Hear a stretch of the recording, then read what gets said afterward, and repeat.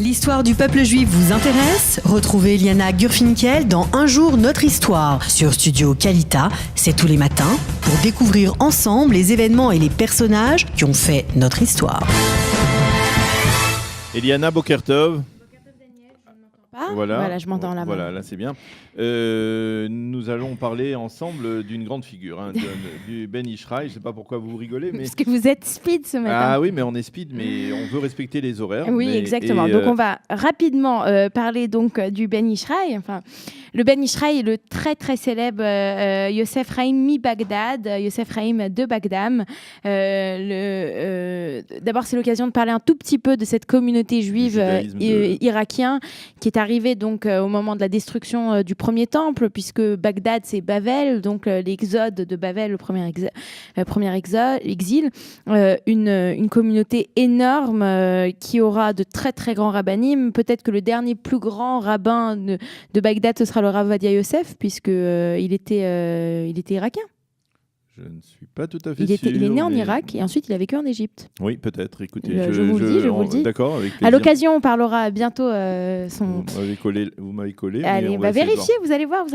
Alors, Yosef Chaim, donc le Ben Ishraï, est connu. D'abord, il commence à étudier dans la bibliothèque de son père. C'est comme ça qu'il commence à étudier.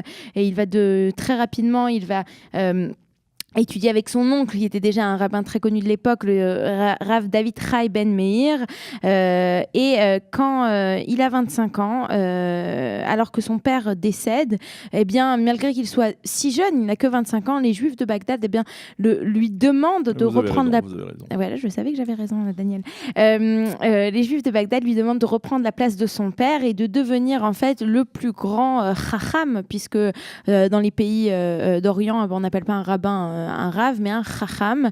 Et donc, il devient le Chacham, le sage de Bagdad. Et bien qu'il n'ait jamais pris la position de Chacham Bashi, c'est à l'époque dans le grand rabbin, voilà. C'est lui quand même qui va devenir l'autorité de l'époque.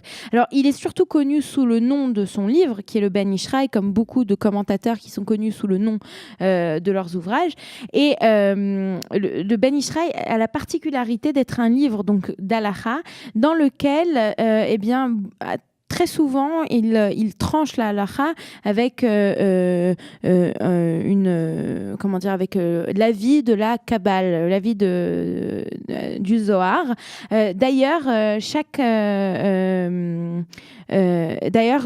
Chacune de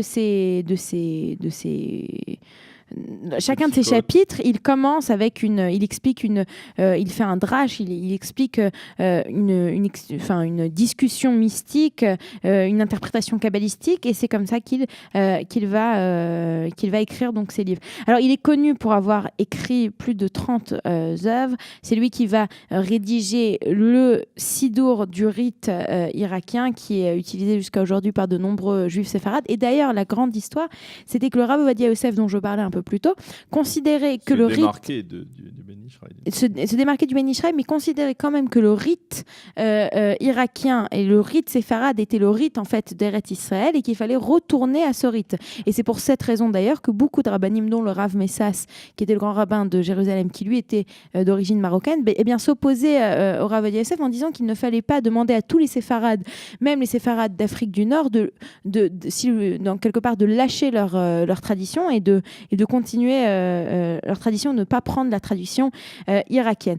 Le Ben Ishraï aussi était très connu pour ses histoires et ses paraboles qui sont en quelque part qu'il a répandues dans toutes ses œuvres d'Halacha, et qui depuis bien entendu ont été republiées de façon séparée. Voilà. Alors, il est décédé à la date d'aujourd'hui, le 30 août 1909, et surtout le 13 Elul, le Yud Gimel Elul 1909, et il est véritablement une des plus grandes autorités religieuses, et il représente surtout un judaïsme qu'aujourd'hui on ne connaît plus, puisque il y a plus de juifs à Bagdad, mais c'était vraiment quelqu'un dont il fallait parler aujourd'hui. Voilà. Merci Eliana. Il y a beaucoup de juifs aujourd'hui qui se réclament ici en Israël de l'enseignement du Ben Ishraï. Et je crois en particulier, on peut le dire, le Rav Mordechai Eliaou, qui est Exactement. proche de l'enseignement du Ben Ishraï. Voilà, merci Eliana pour cette chronique Un jour, notre histoire. Nous allons marquer une petite pause et on se retrouve dans quelques instants pour la revue de la presse et des médias israéliens. Vous aimez l'histoire juive ? Retrouvez Liana Gurfinkel dans Un jour, notre histoire sur Studio Kalita. C'est tous les matins pour découvrir ensemble les événements et les personnages qui ont fait notre histoire.